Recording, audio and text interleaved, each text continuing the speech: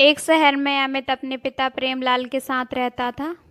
अमित की मां का कुछ साल पहले देहांत हो गया था। अमित के पिता एक फैक्ट्री में काम करते थे जिससे उनका गुजारा होता था। अमित के पिता का सपना था कि अमित बड़ा होकर एक पुलिस ऑफिसर बने ताकि वह जनता की सेवा कर सके। अमित की मां ना होने के कारण उसको घर का सारा काम करना पड़ता था। वह सुबह 4 बजे उठ के घर का सारा काम करता था, फिर स्कूल जाने के लिए तैयार हो जाता था। प्रेमलाल भी काम करने के लिए अपनी फैक्ट्री अमित कॉलेज जाता था और उसके पिता फैक्ट्री। इसी तरह उनके दिन कट रहे थे। अमित अपनी उम्र के बच्चों से काफ़ी समझदार था। उसे पढ़ाई और घर का काम दोनों संभालना आता था, इसलिए उसे घर के काम करते हुए भी कोई बाधा नहीं आती थी अपनी पढ़ाई में, और वह हमेशा क्लास में फर्स्ट आता था।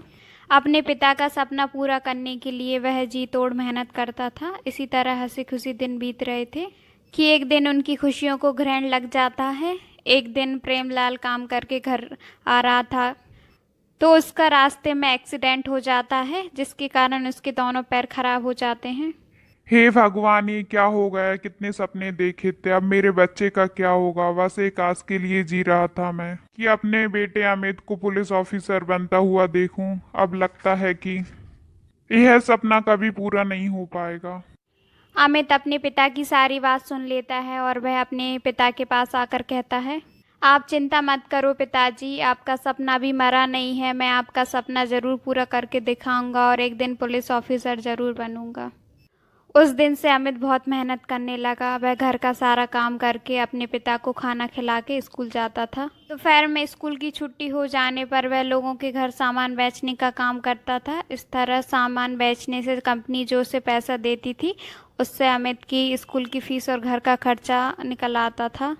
इसी तरह कई साल गुजर गए। अमित ने भी अपनी स्कूल की पूरी पढ़ाई कर ली। उसी दिन पुलिस का फॉर्म भरने की आखिरी तारीख थी, पर उसके पास इतने पैसे नहीं थे कि वो फॉर्म भर सके।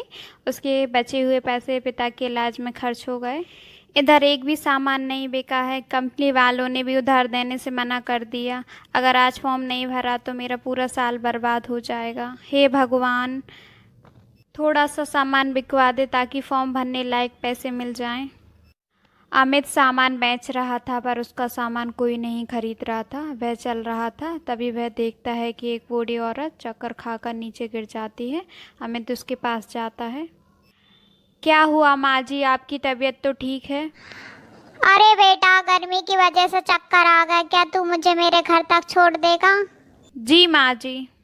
अमित बूढ़ी औरत को घर लेकर जाता है। बूढ़ी औरत घर जाकर अमित को पानी पिलाती है।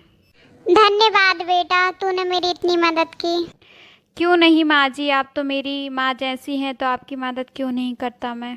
वह अमित से पूछती है कि क्या करते हो। अमित सब कुछ बता देता है। वह बताता है कि पुलिस के फॉर्म भरने की उसकी लास्ट डेट है, पर वह दिन भर से सामान बेच रहा है और उसका कुछ सामान नहीं बिका है।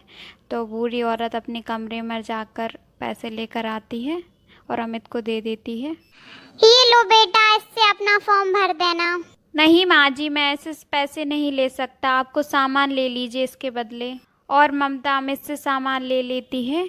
अमित उन पैसों से अपनी पुलिस का फॉर्म भर देता है और कुछ समय बाद उसका एग्ज़ाम हो जाता है और एग्ज़ाम में अमित पास हो जाता है और उसका फिज़िकल भी क्लियर हो जाता है।